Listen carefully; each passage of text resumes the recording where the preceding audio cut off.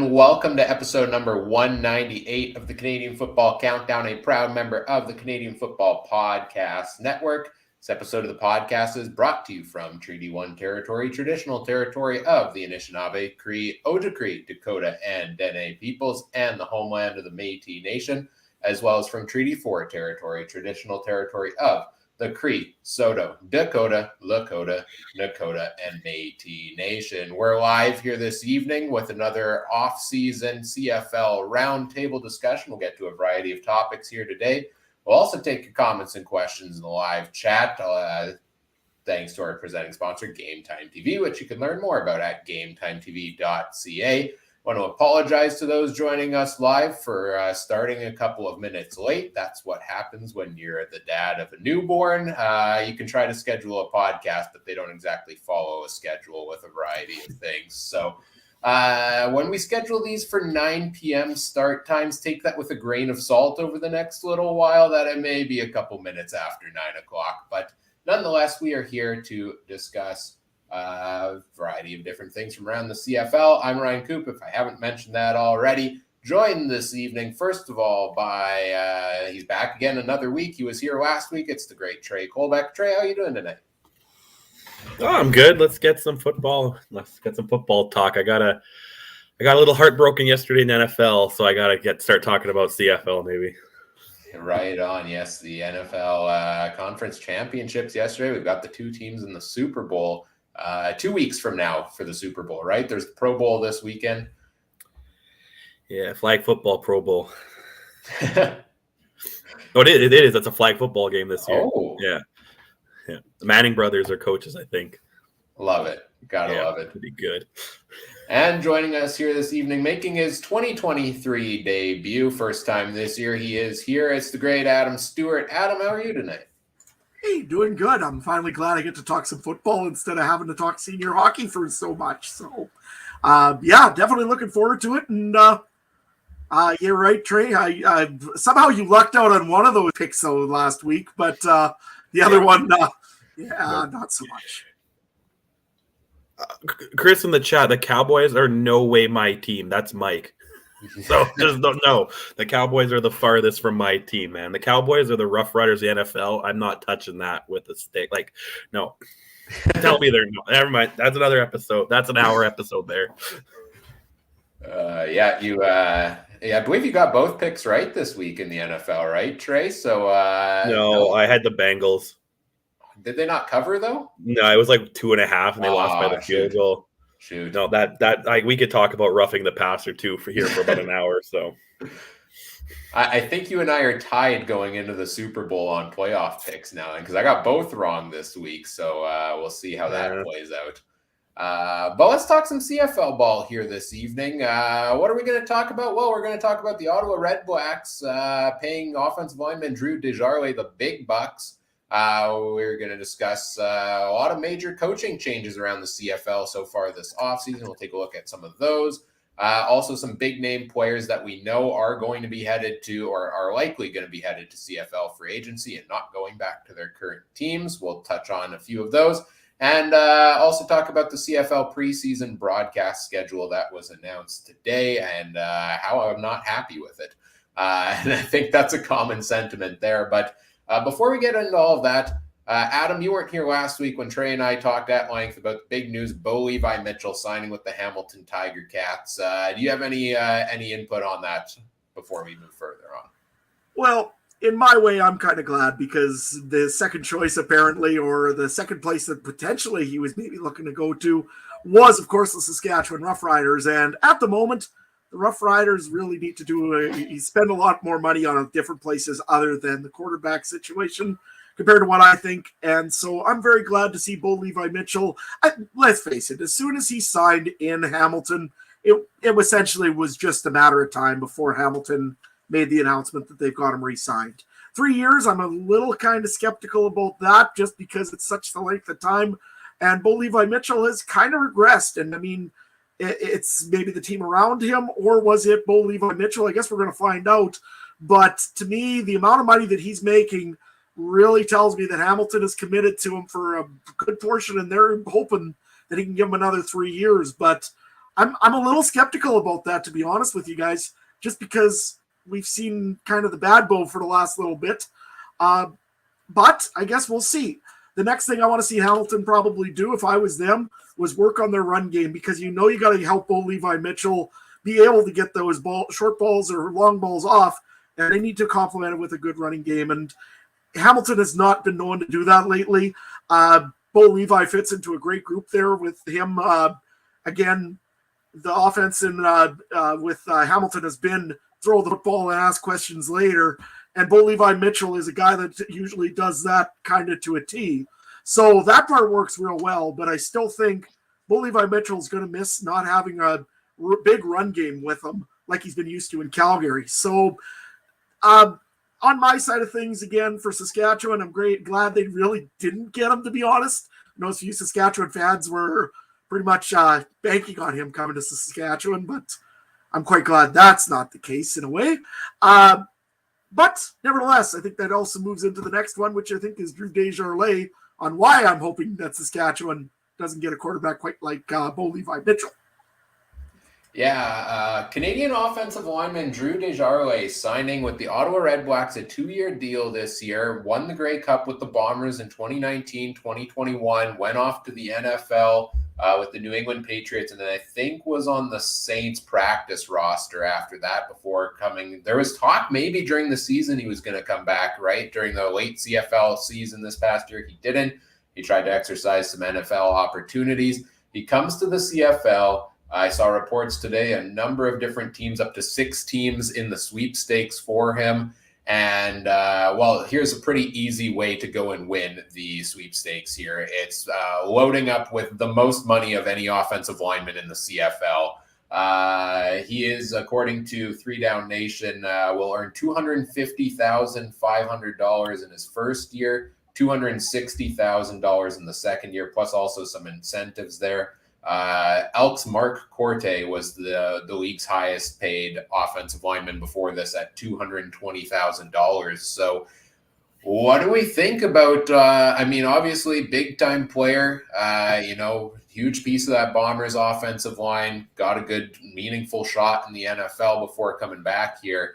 Let's go to you here first, Trey. You've seen Drew Desjardins in action. What do you think about him getting paid $260,000 by the Red Blacks? I guess if there's one position you overpay, I think it'd be the old lineman, right? Like the opposite of what Adam was saying about Bo. You don't really want to overpay for a guy like that. This is a guy you do, spend some time in the NFL, Grey Cup champ, Canadian, you need those Canadian passports. And I don't think it terribly wrecks Ottawa's salary cap per se. Like it's nothing. It's a good guy to build your O-line around. You'll hopefully have a healthy Mazzoli. I like it, Adam. I really like it, honestly. The number, I know a few guys have said in Saskatchewan, well, that was pretty steep. I'm glad we didn't get him. Honestly, what did you pay Brendan Labatt back in the day? I mean, Saskatchewan has been looking for that new guard for a very long time since Labatt has left Saskatchewan. I really like this move by Ottawa. You got great protection now for Jeremiah Mazzoli to complement what they've had before, and Ottawa starting to go. They had the 3rd least sacks in this league last year, and now they got a piece like Desjardins there. So I think it's a really, really good move for the Ottawa Redblacks. The money doesn't scare me a little bit. He's right in the prime of his career. He just came back from the NFL. And again, the guys from Saskatchewan that are saying, why would we want to spend that money? Take a look at Ottawa this year when Ottawa is probably going to be one of the top teams probably in the East, I would say, especially with an offensive line, the way they're shaping up. By the way, also, I see a comment in the chat from Chris. We'll answer that very shortly here. Yeah, Drew Desjardins, I think, it's a big contract, but certainly that's going to help. And Jeremiah Mazzoli as your quarterback after missing most of last season due to injury. Also, 3 Down Nation reporting earlier, I think this week, that he restructured his contract to still, from a bonus, make him more money, but save the team amount of cap space. And I have to think part of that stipulation was, okay, use some of that cap space to bring in a solid offensive lineman to keep me upright. Because, you look at the quarterback landscape in the East Division. And you could argue, yeah, okay, Bo Levi Mitchell, many would put him at the top, but you could argue Jeremiah Masoli is the best offensive or the best quarterback in the East Division right now, with all of the question marks there. So you want to get the pieces there to keep them upright, make them successful, because I think the Red Blacks did show flashes of brilliance. And while they still struggled to win games, sure, but they didn't, they played 2 hard-fought games with the Bombers early in the season last year with Mazzoli in the lineup. They had a couple other, the offense looked at its best with him there. So I think that's huge to bring a guy like this in to help with that, beat the jump on free agency day also to get this out of the way. And now you drop other pieces into place here. It's an interesting thing, though, seeing these contract prices rise, and maybe we're in a state now. I don't know if it's that there's more 3-year contracts. I don't know if it's the guaranteed contracts, but teams seem to be trying to pay this top dollar to lock in a key piece. We saw Kenny Lawler get $300,000 at wide receiver from Edmonton last year, which seemed like a crazy deal at the time. Now Desjardins getting, $250,000, $260,000 from the Red Blacks. Do you guys think we're going to start seeing this more and more top dollar being paid just to try to beat out other teams here? What do you think, Trey?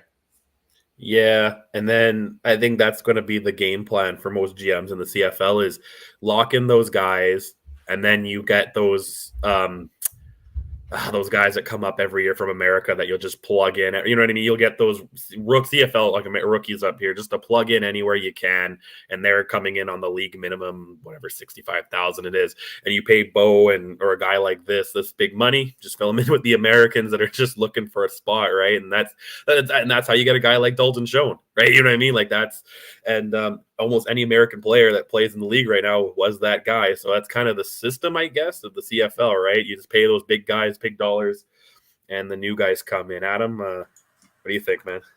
Yeah, no, I think the guys that are those veterans that are earning good money and are proven players, definitely you got to pay a little bit more than you used to probably.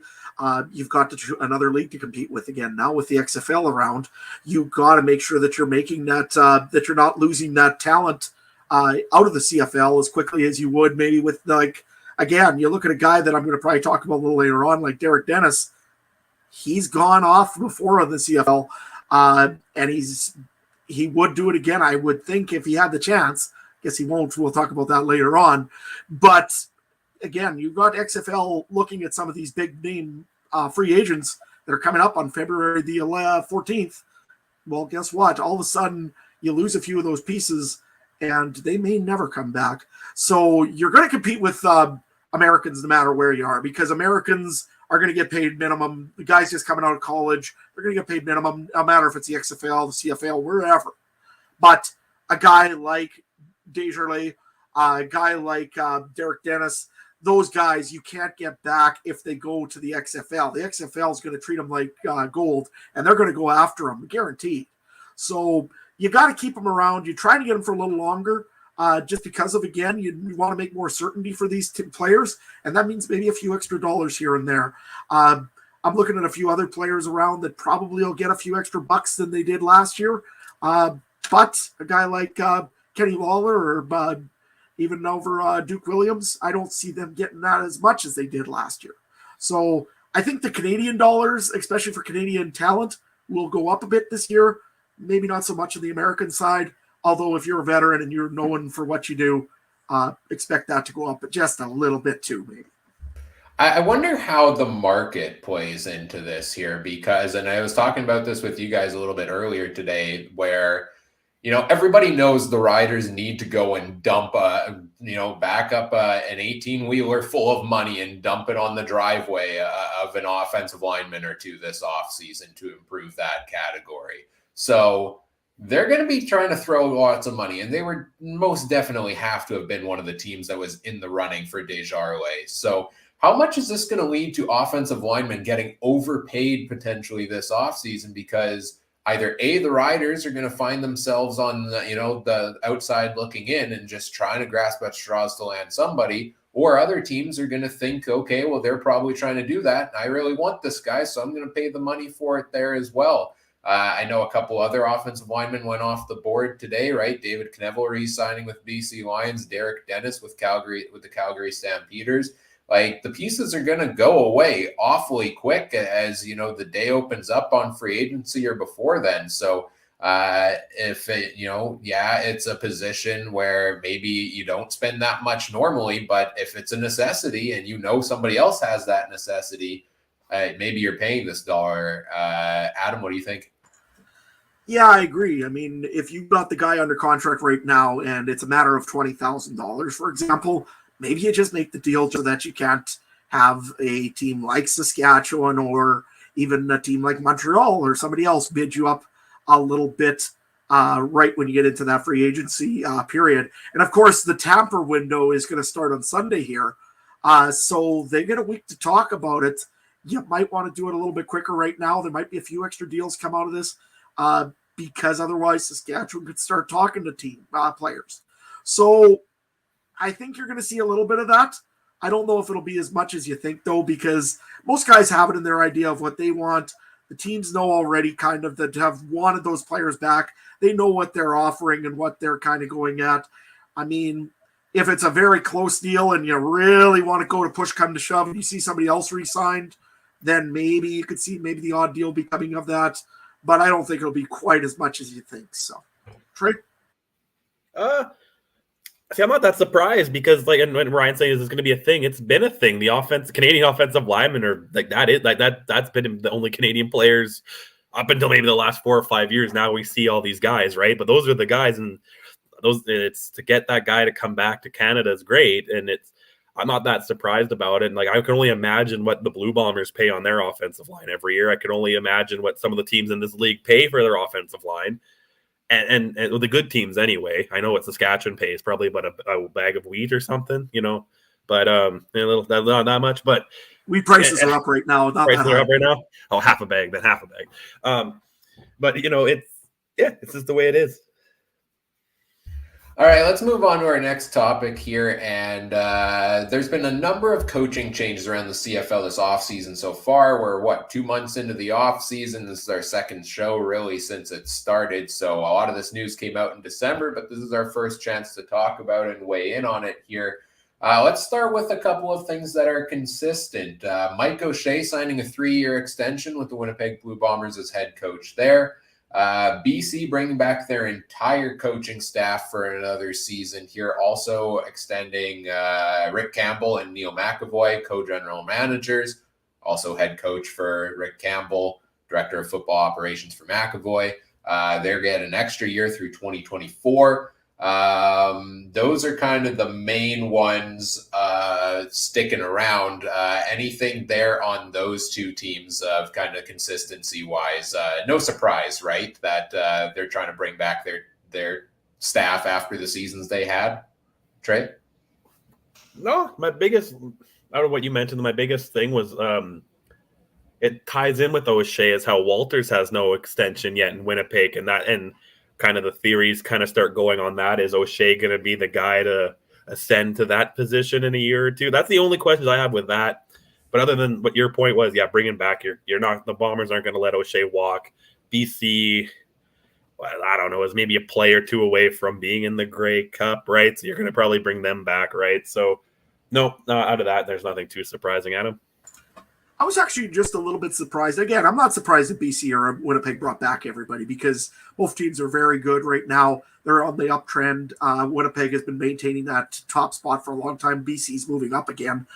Maybe one surprise I had a little bit was that Ryan Phillips wasn't looked at anywhere else a little bit more than what I thought he might have been. Because, I mean, that BC defense was very, very good last year. And I thought maybe some team might have looked at him as a head coach. For example, I never heard his name being called about for Montreal or even for the vacant spot. I believe it was with Ottawa, just to give him an opportunity. That being said, I guess, like I said, Montreal had Noel Thorpe there, so maybe they thought don't stir the pot too much with Ottawa. I mean, they made their decision afterwards, but kudos to both of those teams. They got the guys they wanted back and did a good job of getting them back right away. Yeah, the Calgary Stampeders, another team, kind of consistency in one regard, but a little bit of a change. John Hufnagel still with the team, but stepping down from his general management role. Dave Dickinson gets a promotion. He's going to be head coach and general manager in Calgary. There was a lot of speculation this was going to happen for a little while. Also, some familiar faces being brought into the coaching staff for the Stampeders. Nick Lewis is the wide receiver coach, Jawan Simpson is defensive line coach. I like this. And you know what? I'm intrigued to see what general manager Dave Dickinson looks like here, right? Because is he going to go out and be a little bit more aggressive come opening of free agency than John Hufnagel has been in the past? Hufnagel never signs anybody big opening day. I think last year maybe they made that Cam Judge trade, which actually turned out to be a major trade for them. But their whole model is normally build through the draft, build through these training camps, later in free agency, and do that. You guys think there's any pressure on Dickinson taking over this role for the first time to maybe go out there and make a splash, especially after, a disappointing end to last season, Bo Levi Mitchell walking away, or moving on from the guy who's been the guy for the past number of years? It almost seems like this is as close to a rebuild as it gets for the Stampeders, which is not even really close to it. What do we expect from Dickinson here? Let's go to you first, Adam. I don't know if I'd really expect a whole lot different. I mean, I think Dave Dickinson and John Hufnagel have been working together for how long already? They kind of do the same thing as each other. I mean, Hufnagel seems like it's essentially one is the leader of the what do you call them?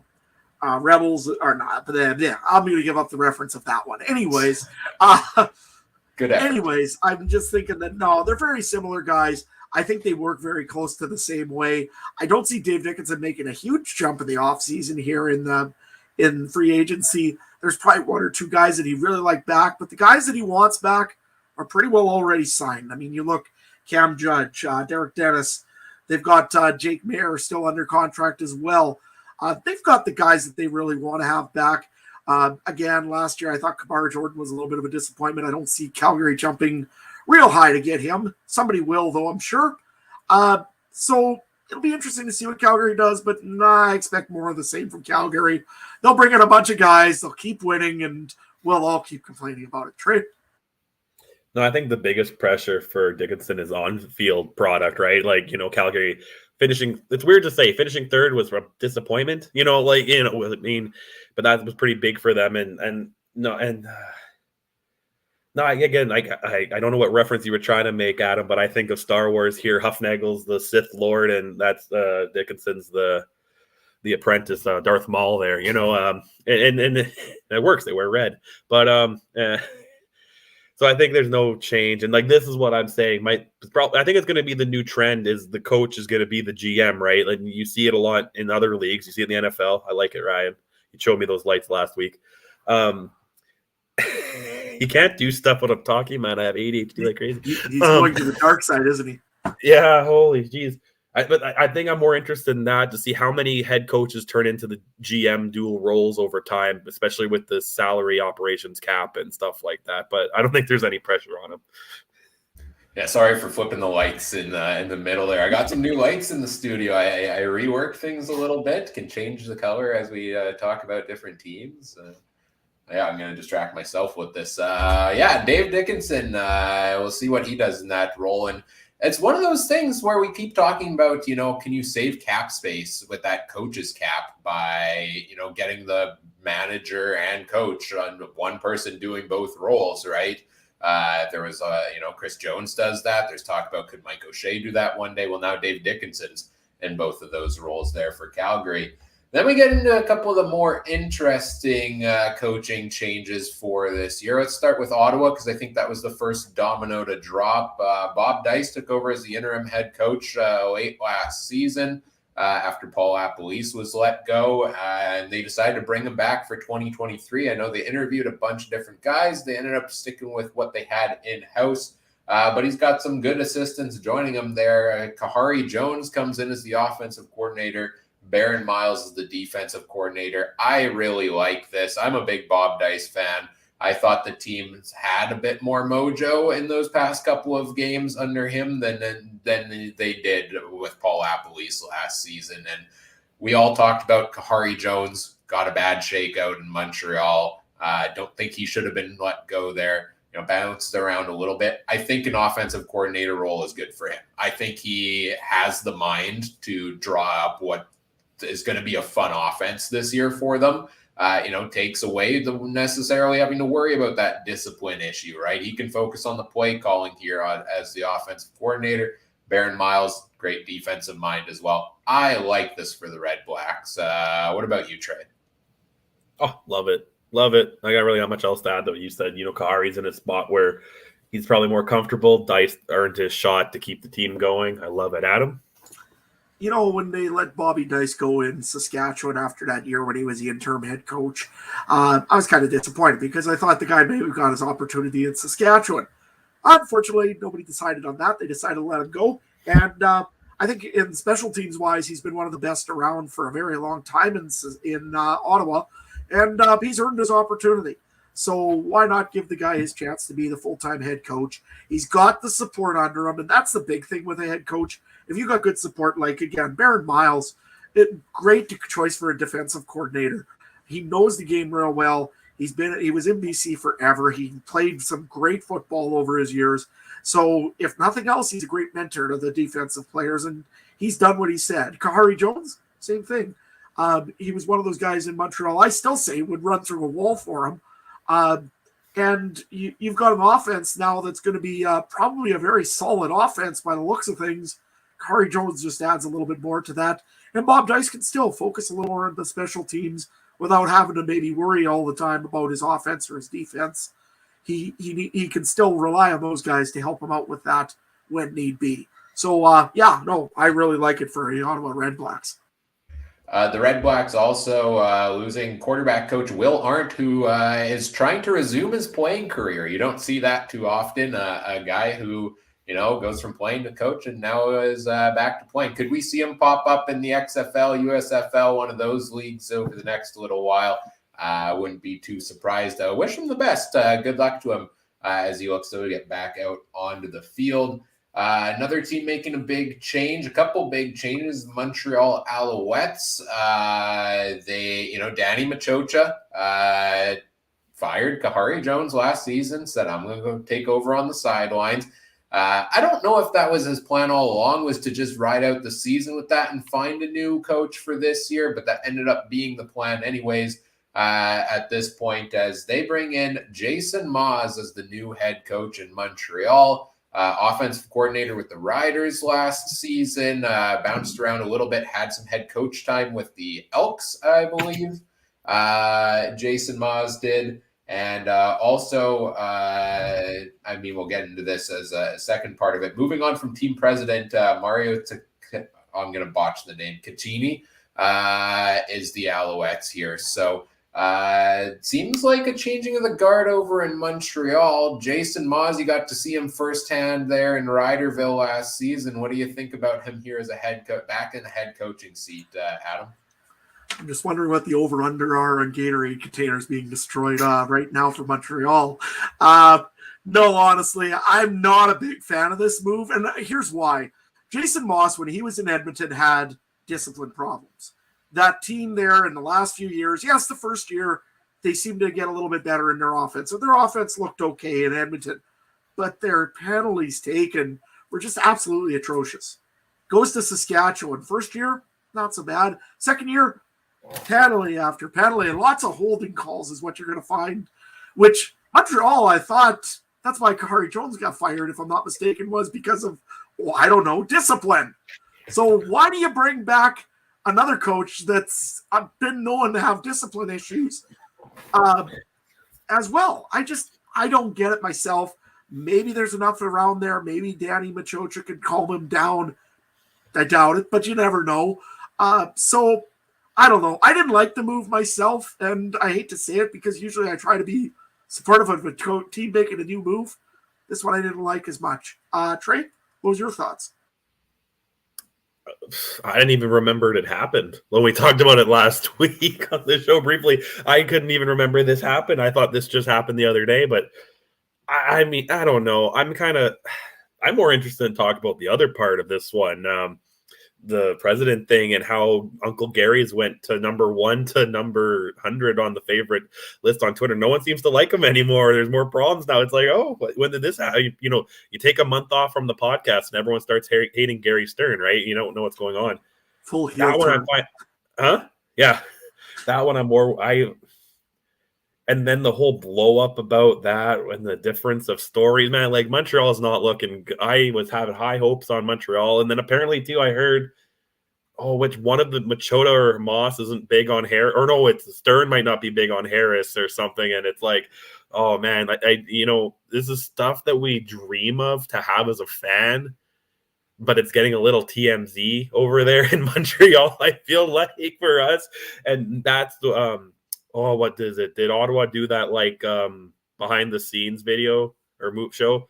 Montreal should have one maybe this year because, oh man, I don't know what's going on over there. And I honestly was surprised. I thought if I was Machota, I would have just kept coaching at that point. Like I said, the GM coach thing, that's what the team's going for. But again, it depends on what he personally wants to, right? So. It just feels like we're taking a step back with the Montreal Alouettes here again in a way from what we, I thought we had finally gotten out of in recent years. Go back 5, there was that stretch basically after Anthony Calvillo retired where every season or two it seemed the Alouettes was going to a new coach, a new quarterback, a new offensive line, everything, right? It rotated nonstop. They went through so many of them. And it seemed like coming into last year, okay, Vernon Adams, you got him, as your number 1 quarterback. You've got your coach in Kahari Jones. You've got, a pretty decent offensive line. It seemed like finally Montreal had that stability, ownership as well after, they were owned by the league for a season or two there. They finally had the owners in place. Seemed like Montreal was in a good place. Now, team president is out. There's question marks over the ownership. I know Gary and Sid Spiegel's estate, right? There's some question marks. Nobody really knows what's going on in terms of the ownership of the team among all of that. You've got a new head coach coming in, Jason Maas, that, like you said, Adam, a lot of question marks on the discipline with him. I think it's concerning for Montreal at this point, and I think we're going to get into it here shortly still. I think it might affect, their ability to bring some guys in or bring some guys back from this past season that I think they really need to. So I'm a little nervous at this point, 2 weeks out or so from free agency of what's going to happen with Montreal this offseason, because I think we're back to that non-stability once again, and I don't like it. The other team, I think we've covered everything else but a certain team in green here. Adam, let me change the lights to green here just for you. The Saskatchewan Roughriders, Jason Maas off to Montreal as head coach. Offensive line coach Steven Sorrells off to the Edmonton Elks. By the way, that's one that puzzles me. That 70 sacks given up, and that's who you want to bring in as your offensive line coach. I'm not sure I agree with that if I'm the Elks, but hey, give them another shot, I guess. But the big thing with the coaching changes in, I want to say, early December was the ongoing search for a new offensive coordinator for the Saskatchewan Roughriders. I think I was rumored to be the OC at some point. I think all of us were, because any name that was a name in football was rumored or interviewed for the position. And they end up going with in-house option running back coach Kelly Jeffrey, promoted to offensive coordinator here for the Saskatchewan Roughriders, mostly because a lot of the other options seem to turn them down or sign elsewhere. So, Adam, I'll let you go off on this one. What do you make of all this? Well, first things first. Kelly, I'll tell you this. I thought Kelly Jeffrey should have just got the job right off the bat, but done with it, and that was the end of it. The guy had a great year. Out of anybody in Saskatchewan, Kelly Jeffrey was not the problem with that offense in Saskatchewan. He was running the running backs.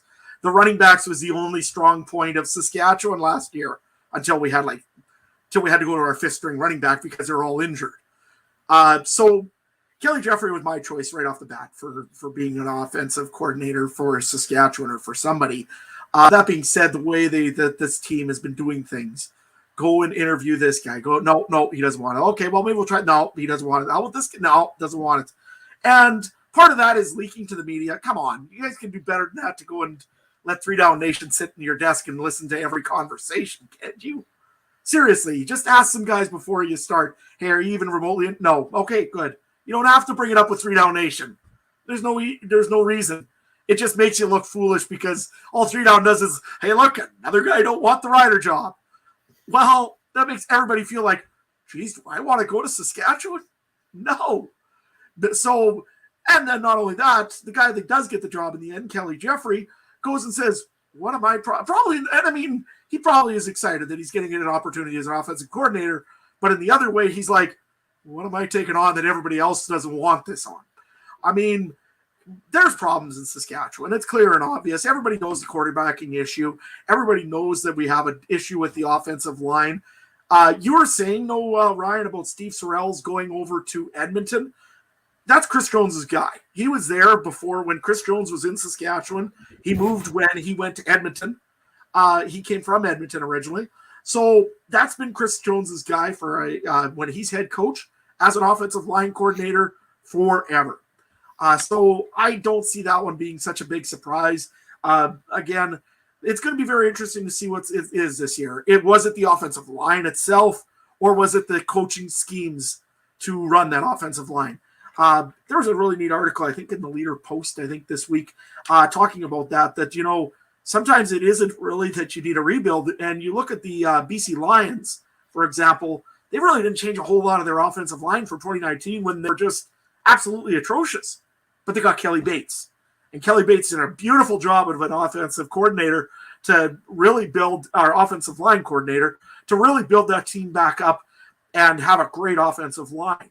So it's going to be very interesting to see what the issue was in Saskatchewan this year compared to next year. Was it the players? There's going to be some new players, clearly and obviously. I don't know if Dan Clark's going to be back because of, again, age mainly. There's going to be some other guys in there. I don't expect to see a few of those other guys back. Devon Campbell, for example. I don't know if he'll be back. So there's going to be new pieces in there. But that being said, I don't know. Like I said, it'll be very interesting to see what happens here with that offensive line and how Kelly Jeffrey runs the offense. I haven't heard of anybody becoming the offensive line coach yet, I don't believe, from Saskatchewan. So you think somebody's going to end up taking up that spot. Does anybody want that job right now after last season? Well, that's the other thing, right? I mean, that's pretty much like a 1-year death sentence, essentially. Naaman Roosevelt, though, that's a big signing for the Rough Riders that I wanted to mention. He's going to be coming in as an assistant offensive coordinator somewhere. So maybe it's with the O-line. He'll help them a bit. I don't know why a receiver would help an offensive line. But hey, can't be anything worse, I guess, than nobody. So like I say, it'll be very interesting to see what happens in that offense in Saskatchewan. I think that's where, again, the big things are. Although there's some trouble brewing, I think, on the other side of the football soon in Saskatchewan. So we'll get on that one eventually, probably in our free agency show. But Trey, what was your thoughts of Kelly coming into Saskatchewan? I don't care who the coaches are there, man. You were never going to get the home run signing, right? So whoever it is. What Saskatchewan is, if Saskatchewan is not at the salary cap or over by the end of free agency first day, I don't want to hear it because they need to do everything they can to put some team on that field to compete now with the Bombers and BC. And like I said, I doubt Calgary and Edmonton are going to be as bad again for a second year. So they got to do something here. And I don't care who you're coaching. Yes, you eventually have to figure out why are none of these coaches want to come here. But you also need to put a damn team on the field, right? So I'm more interested in what they do February than with the coaching. Like, who would they've got? I think one of the biggest numbers Saskatchewan really has to worry about is 27 right now. Yeah, so I think that's the number of free agency signings we still have to have open right now, and some of those ain't small names. Yeah, that's what I mean, though. Who are they going to really get? And Lapo's been there before. He wasn't coming back. Like, I'm thinking of like big names. They weren't going to get anyone big, so they were just interviewing a bunch of jabronis, and they just picked the one that their jabroni they already had, right? And now he's here. Somebody should have really messed with him and said, "Hey, Justin Dunk, you want to come and be the offensive coordinator in Saskatchewan?" Give it to Ballsy. He'll do it.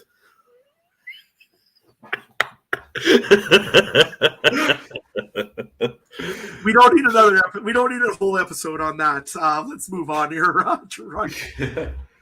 Yeah, I agree with what you were saying earlier, though, Adam. That I don't think he's actually a bad person for the job. Like, the run game was good, and if anything, I just hope we come out first game of the year, 20 plus carries for the Saskatchewan running backs. If they do that, great hire. Boom, I'm happy with it, because that's something that Jason Maas just didn't do. He didn't run the ball, and they have such great talent at the running back position that they better utilize it more, especially if they have question marks at quarterback this upcoming season. So I think it's a good potential hire. Kind of hated the way they went about it because it kind of, congrats, here's the job. We couldn't find a single person to replace you. Like, how do you take that? Here's your promotion because nobody else wanted it. That might be the exact same thing they do to Cody, right? We couldn't find anyone to replace you, right? We'll talk about that in a few minutes. Yeah, I know. That's why I knew it was coming, so I thought I'd throw the shot in there. Well, I think that's it for the coaching changes around the CFL. So excited to see how those play out on the field. And really the next big thing that we're focused on now is free agencies coming up in 2 weeks, February 14th. We'll talk about it more at the end once again, but we'll be doing a big live show that day, so look forward to that. But we know already that there are going to be a couple of big name players seemingly not happy with their current teams that want to head to CFL free agency this offseason.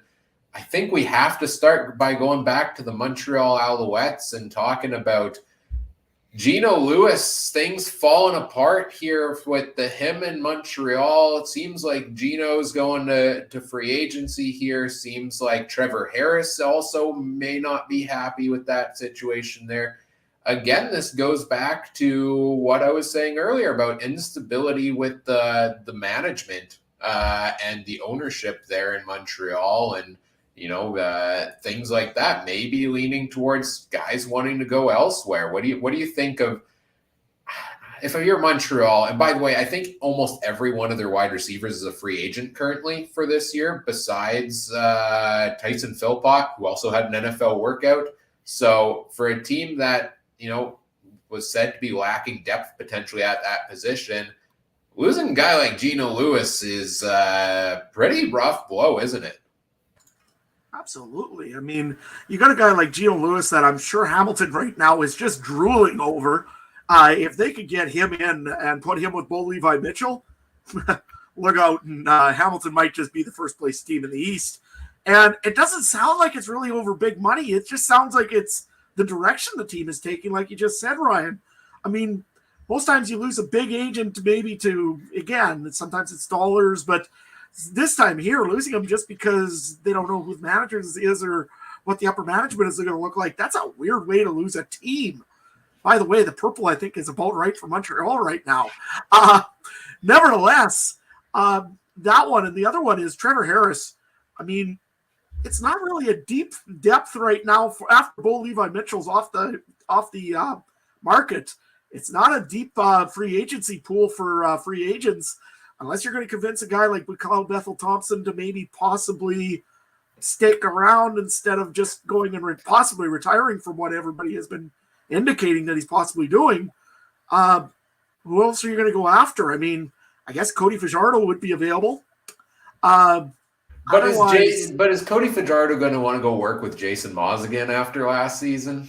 And that's when I get to Chris's question over here on the poll on Instagram.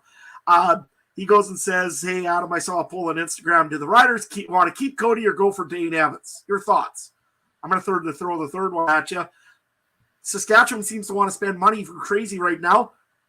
Maybe Trevor Harris wants to be a Saskatchewan Rough Rider. I mean, he would fit in pretty well. He's a guy that can really manage the ball well.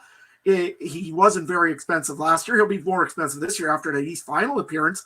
That's the other crazy thing, is to say Montreal's blowing up after an East final appearance. But nevertheless, I mean, to me right now, you might get a good shot at Trevor Harris by the looks of how it's going. You don't have to trade for him like you would have to do for Dane Evans, although I could see Dane Evans getting released just before training camp. Or I guess you could go for Cody Fajardo as well. But to me right now, my choice would be Trevor Harris. If I was a Rough Rider general manager, I'd at least see what the issue is there. But going back to the Montreal Alouettes, yeah, you've got a lot of receivers on the market. Jake Wenicke is probably due for a good comeback this season, and he's a free agent right now. You've got other guys on that roster that shouldn't be on there. Chandler Worthy is also a free agent right now, or potentially going to be a free agent. Those are three guys that I really or four guys, I guess, that I really would be wondering why Montreal would ever try to let those guys go out of the area. Trey, anybody else maybe that would try to take a shot at Geno Lewis when he's a free agent? Oh, all 9 teams. Like you talk about, wait, maybe, you know what I mean? Like, depending on the salary cap, I see no reason why anyone wouldn't want him. But I like your point, Trevor Harris to Saskatchewan. Oh, yeah, and maybe I'll bring my friend Gino with me. You know what I mean? And that kind of starts turning you guys around, too, and you get yourself an O-lineman or something. Yeah, I'm not a bad offense right now, you know? Like, they're better than before. There's only a certain doctor that may be not going to be a doctor yet in the University of Saskatchewan. The doctor? I don't know. He played NFL. He was some sort of center or something. Don't worry about it. I know what you're talking about. Okay. Never mind. I know what you're talking about now. I think you're talking about the other quarterback that turned down coming to the Rough Riders to continue teaching. I thought that was the one I thought you talked about. But yeah, look, you guys are making me want to talk about the names you're putting in the group chat. You got to stop doing that to me. Well, that's my point. I was going to say, Winnipeg might get a guy like Gino if they don't sign Dembski. You know what I mean? Like that's similar salary money. A guy like Dembski, there's a fair bit of the receivers here. I said, where's Banks going to go? Banks, a team might not throw stupid money at him, but he could be a guy to fit in. You got Shaq Evans, Dembski, Duke Williams. What do you mean, no way, Dembski? I'll clarify. I put this one in our little private chat here about Nick Dembski. I haven't seen anything that suggests he is leaving the Bombers. I just am intrigued. You look at the free agent list for the team. They brought back so many of their core pieces so far. I would have put him higher up there than a lot of the other pieces on the team as a core piece. That's why I think he might be out. That's why I might think he might be on this might be Andrew Harris 2.0, man. Like it could be. But I don't know why. That would be a huge loss for the Bombers. I mean, he was other than Dalton Schoen, he was the other guy that was kind of stirring the drink over there. I'm not disagreeing with that. I think it would be dumb, but like it's kind of the same thing as we were going through last year when we're like, oh, is Andrew Harris not signed yet? And then free agency day comes and it's like, oh, the Bombers never even talked to me. So, I wonder how much the Bombers have talked to Dembski right now.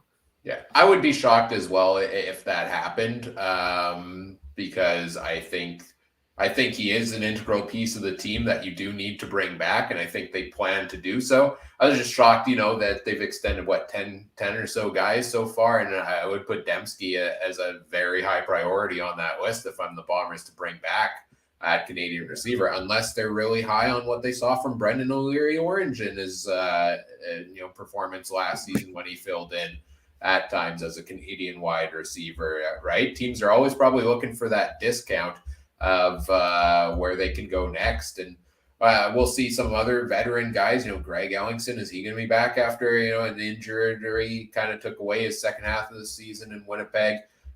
You mentioned Brandon Banks there already, Trey. I know you were talking about him as a free agent last time. He finally got his cup with the Argos this season, was let go by them afterwards.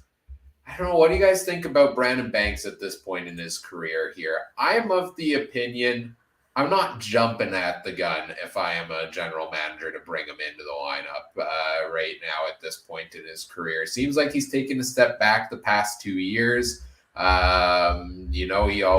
It seems like maybe at times there's a bit of a attitude issue, conflict with other players, coaches between Banks.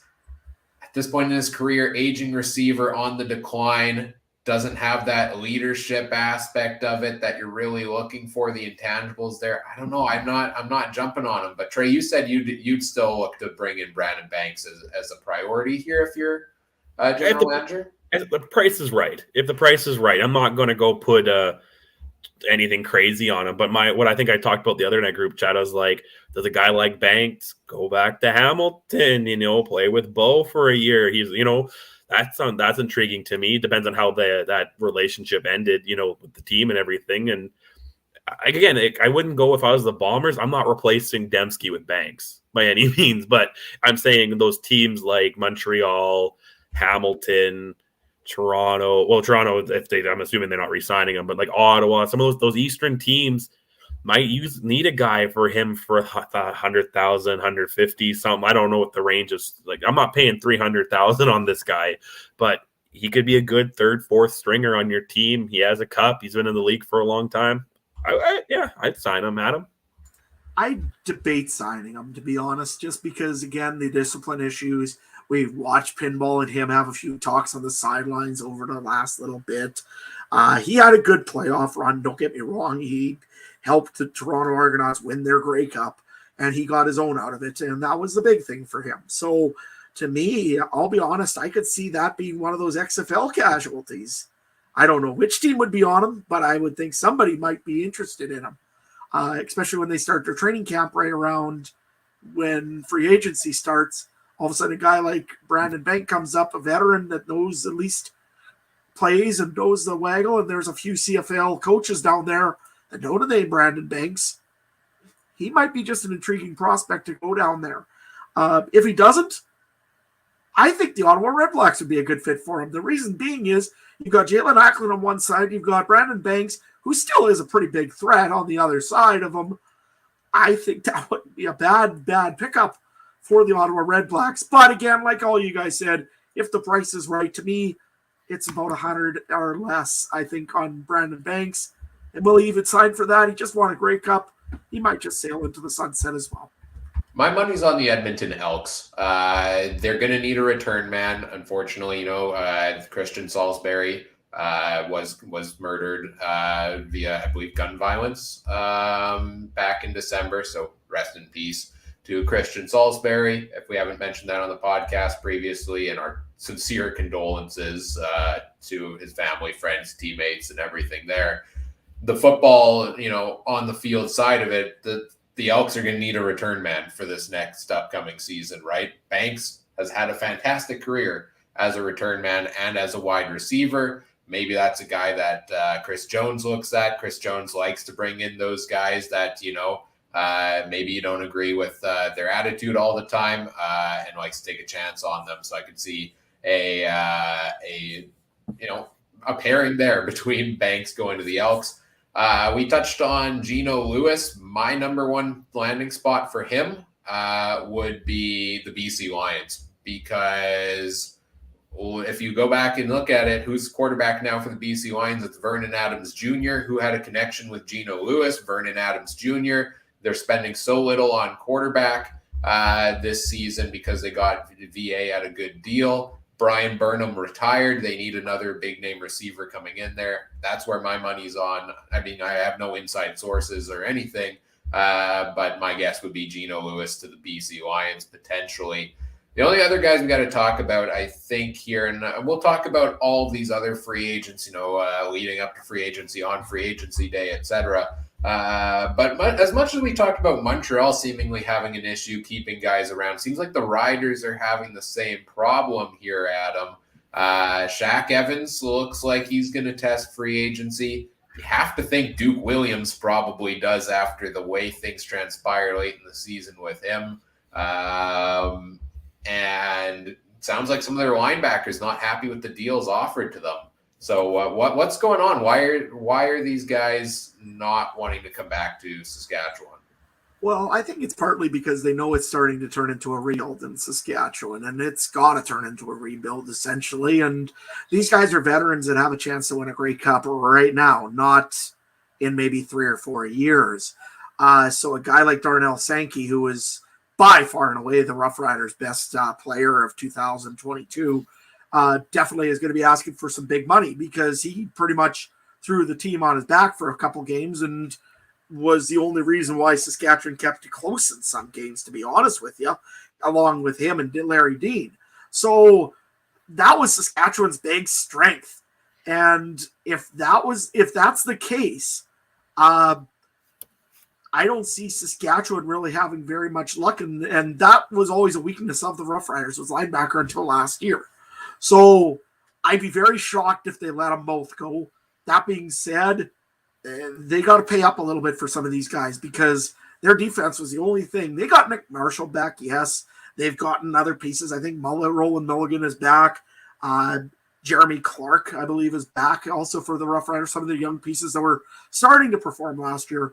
But if they lose a guy like Darnell Sankey to free agency, that is a bad thing for the Saskatchewan Rough Riders, especially with a very suspect offense right at the moment.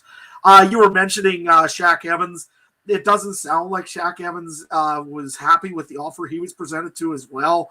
Now, again, you got to remember this is social media, the years of social media.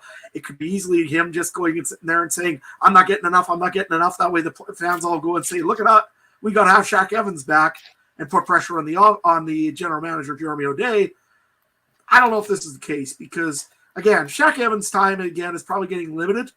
I think that we're probably going and looking more at this time where Saskatchewan probably wants to get some more younger guys going. And I think you're probably going to see Shaq Evans moving on. I wouldn't be surprised to see Kyron Moore move on as well from the Rough Riders. He's a free agent. He's had injury problems over the last few years. He might just need a new, fresh set of scenery. And again, they've got some new guys coming in here. Sam Emelis, I think, this year probably will compete for a spot. Canadian, it's a good spot for him. Although he might have to fill up Keon Schaefer-Baker's spot because he's had about 6 or 7 or 8 workouts down south in the U.S. So it's going to be very interesting when we get to free agency day for Saskatchewan and how many names we're going to talk about that are signed and how many yet to sign. Trey? Oh, I spent too much time talking about the Rough Riders, man. Like I said, they just got to spend every dollar, and I would take that fine and go over the salary cap if I was them. Like, show you're doing something. That's all I want from them. How many times have they broken that rule? Probably a dozen. What's one more? So it's fine. With the Riders, I think if I'm a free agent, I'm probably not signing a long-term deal there right now because you've got the coach and general manager there for one more year. And if they don't, do an excellent job, they're probably gone and it's new crew coming in, right? So I don't know if I'm signing 2-3 year deals. If anything, I'm signing a 1-year deal there with the Riders for free agents. I want to touch on this question from Tim in the YouTube chat. Could the revelations last week concerning guaranteed money contracts throw a wrench in some of these players changing teams? Now, I think what Tim's referring to is that Bo Levi Mitchell could not have the 3rd year of his contract guaranteed with the Ticats because he did not play for them before this. So, yeah, it's an interesting one there, I think. Is this going to lead and guaranteed money in general? Are we going to see these guys signing longer-term contracts with a team at this point and sticking with them, and maybe we have quieter free agencies going forward? As a result of that, I don't know. Any quick thoughts on that one from you guys, Trey? No, I said this to you in the group chat too. I think Bo got that 3rd year because then he'll be nice bait if there's an expansion draft. You know what I mean? Like you have to leave one quarterback on or available. Take Bo. I think that's, and then it's not guaranteed. So what's Hamilton losing out on, right? They just cut the guy or whatever, right? And it's over, right? So it's not. That's why I wasn't that surprised about the 3 year. The last year is not guaranteed. I think 2 years, you get one as a starter, and then if maybe the mayor situation kind of happens again in Hamilton in year 2, Bo rides off into the sunset, right, Adam? We all know that somewhere down in the Detroit, Michigan area right now that Kevin Glenn is still throwing a football so that when the Atlantic Schooners come in, he could be the first quarterback for the Schooners.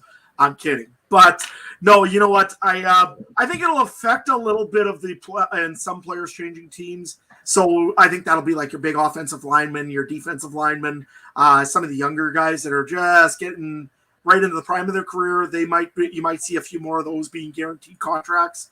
The veterans that have been there for a long time and are maybe starting to go on the decline a little bit, they're going to go for 1-year deals or 2-year deals. Example, Derek Dennis today pretty much said, it's a 1-year deal. After this, I'm riding into the sunset. So I don't see it really affecting a lot of players. Some of the new guys that are starting off their career, yeah, maybe a little bit, that have played for that team before. But I think there's so many years that you have to play for the team before you can get a guaranteed money as well. So if they're kind of worthy and the teams feel like they can get something a little bit more out of those players and they can guarantee them to keep them for a couple of years, yeah, it might affect a few players. But I don't know if it'll be as many as a guy thinks, because most players want to get as much money as they can, and they sometimes will take the risk that they'll keep them around. Can I ask for a clarification? So the rule, is it the rule that they didn't have to guarantee? Could they still guaranteed it, or they just couldn't guarantee the third year at all?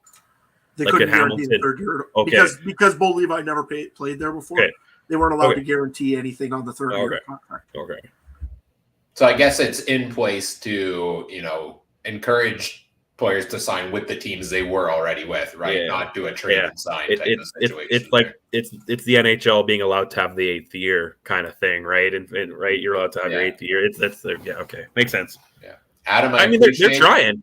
They're trying. I'll give them that. This new CBA, they're trying to make it that you can actually buy someone's jersey. Yeah, which is nice because I've never put the name on the back of a CFL jersey, and I probably won't, to be honest. Unless somebody comes back from Jacksonville. Yes. And signs with Winnipeg. No. Oh, no, he wouldn't. He looked so upset. It's BC, and he's just going to come beat Winnipeg every chance he gets. Yeah, of course we're talking about Nathan Rourke, who, as we talked about on the podcast last week, signing with the Jacksonville Jaguars. Adam, I appreciate that. I went to Trey first on that question, and you took that time to look up where Kevin Glenn is from. Get the facts right. Get that insider information. Let's move on to our last topic here quickly before we wrap up for today, and that was that the CFL preseason broadcast schedule was announced today on TSN. TSN is the rights holder once again this season. According to this article I have up on my other screen from 3 Down Nation, 4 preseason games being broadcast this year. Friday, May 26th, the Alouettes and the Red Blacks, a doubleheader on the following Saturday.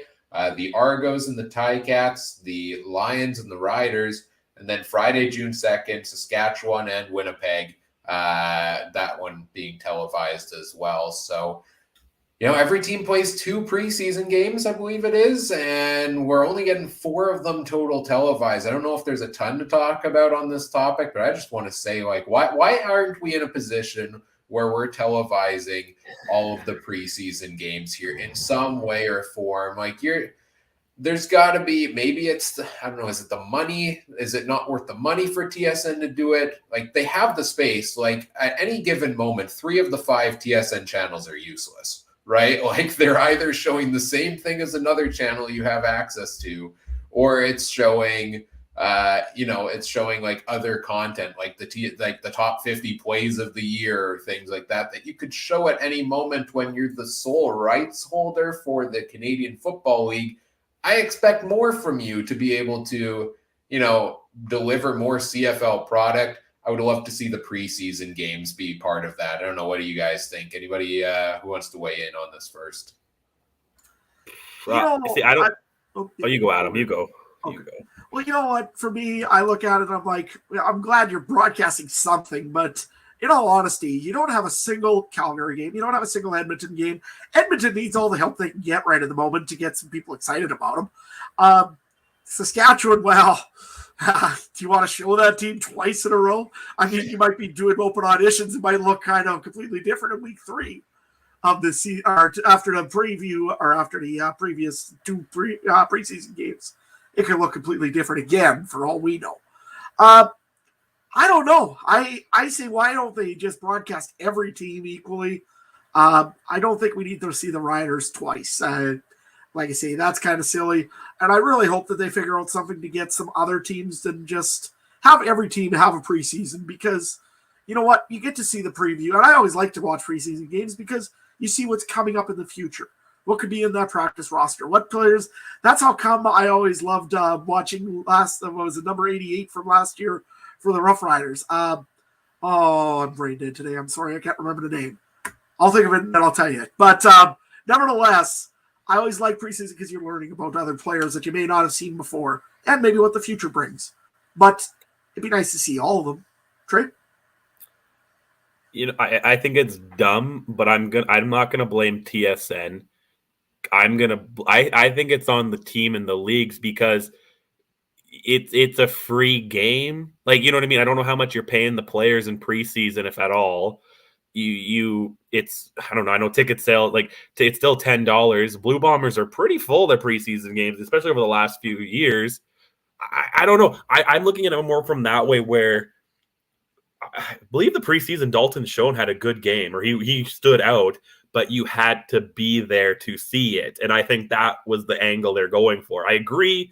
It's 2023. All preseason games should be on TV, but I don't necessarily blame TSN because, like you said, they have 5 channels that show nothing during the day. They probably would love to have it, but then even as a diehard fan, I might be more just to stay home on a Friday night to watch it if I could. But being told I have to go to the game to see it, I could see that being a thing, and it's their version of a blackout, I think. But it's dumb.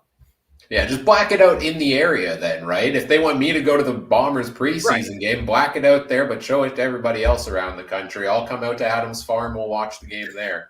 No, it's probably more expensive in gas prices to drive out there than it is to just go to the game in person. On a side note, the player I was referring to was Paul McRoberts Jr. Forgot about that one, but that was my favorite player, and he never made the team. But in preseason, man, he was good.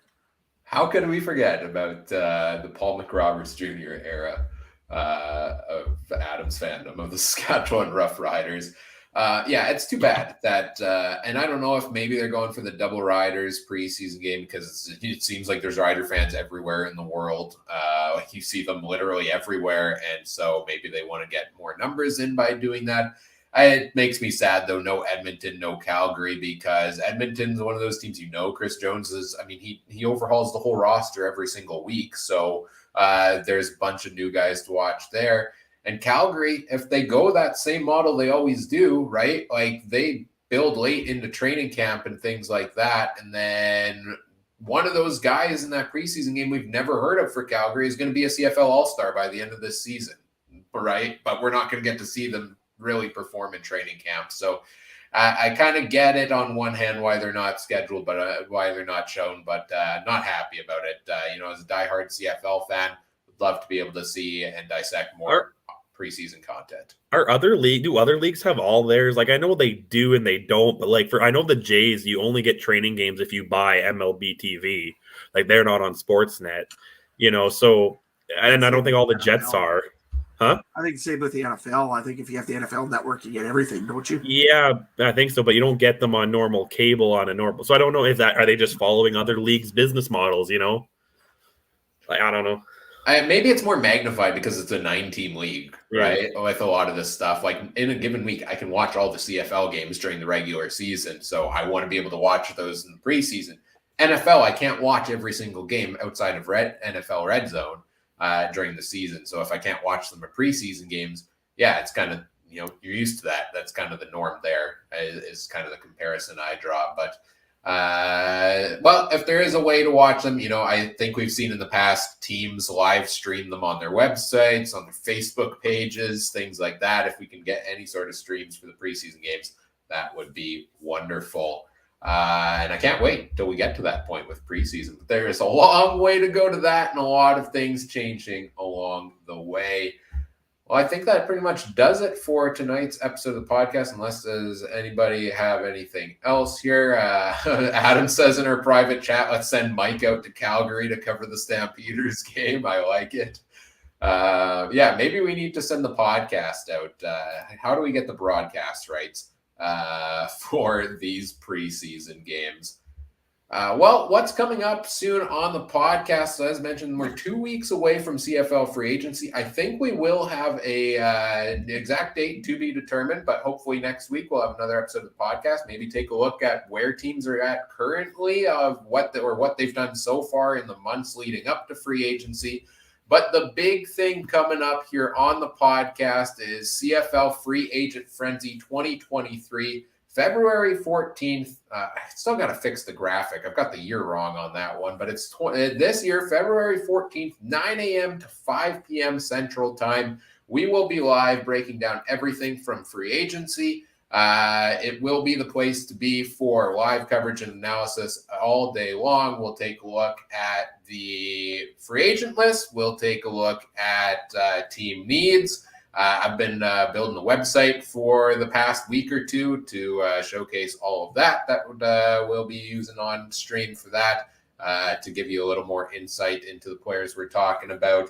We'll react to all the signings as they come in throughout the day, and we'll talk about the winners and the losers and all of that at the end of it as well. And we also have a number of guests coming in to help us out throughout the afternoon for that as well. Still working on a lot of the plans, but very much looking forward to it. So we hope you join us for CFL Free Agent Frenzy on February 14th. Of course, that and this and every episode you can catch in a variety of different places.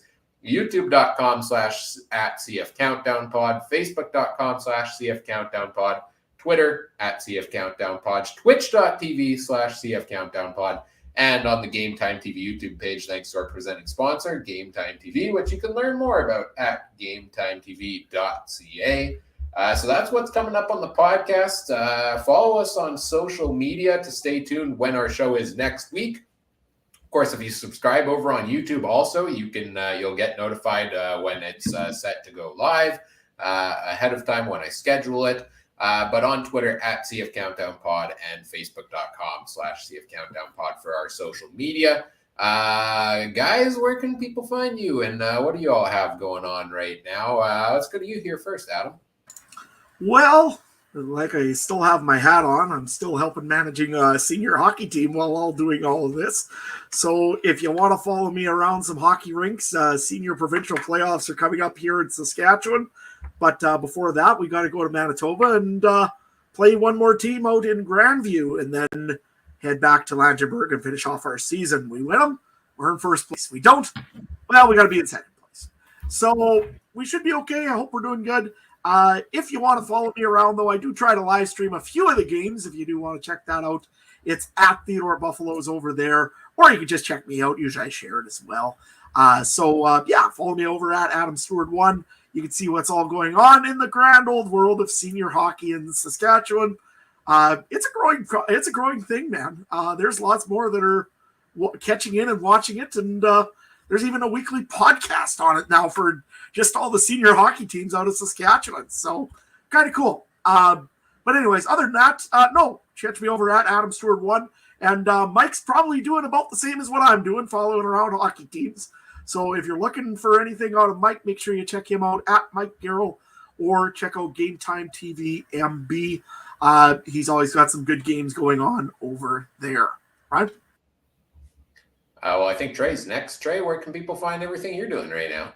Yeah, you can find me at Twitter at TreyMBHarness. I usually got the horse racing stuff. Surprisingly, still a lot of stuff going on, even though it's minus 30 today in Winnipeg or close to that. So nothing going on here, but still things going on. And so check me out there. That's it. Just a little tired, boys. I was out late drinking last night watching football, so I'm a little tired today. You guys are texting about what time's good to do this show, and I'm like, I don't even know what I said, man. That's why we got that message. Yeah, I was thinking it pretty much said, I'll be there sometime. Whatever. Yeah, I was like, I started, I think, first game I hit the bar, and I watched and didn't leave till closing at 10, so it was a long day of fun. Oh boy. Hey, I'm glad you had a good day and some good football to watch yesterday as well. And coming up in 2 weeks with Super Bowl as well, which I'm sure we'll talk before then a little bit about I will throw a little bit of that in there, I'm sure. If you want to follow me on Twitter, you can follow me at CooperTrooper42. I really don't tweet much. So, I was starting to think maybe instead of calling out my own Twitter, I should pick some random Twitter account to shout out at the end of the podcast each time here. And I can't find what his handle is now, but I've come across Dan Clark, offensive lineman of the Saskatchewan Roughriders. If anybody can find his handle and throw it out there for me. He is quite the booming Twitter timeline where he just posts would you rather questions nonstop and gets people to weigh in the comments. So, I was trying to find it earlier and was going to pull one of them up and make that a weekly segment on the podcast, the best of the Dan Clark would you rather. But I can't find his Twitter handle now. So we'll skip that today. That would be at Dan Clark 67. Okay, here we go. Okay, we're doing this. All right, so this is the kind of great content you get when you go to at Dan Clark 67 on Twitter. Quick weigh in here, guys. Would you rather swim in the ocean at night knowing a shark could be nearby or spend the night in a house you believe was haunted? I can't swim, so I got to take the house.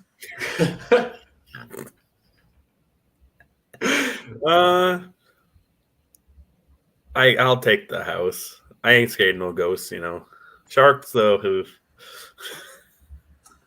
Trey will just bring the PlayStation or the Xbox with. Yeah, I'll be fine. I think I got to take the house and just hope that I can hide in some random room in the house. There ain't no hiding in the ocean, right? So, that's the weekly Would You Rather from Dan Clark.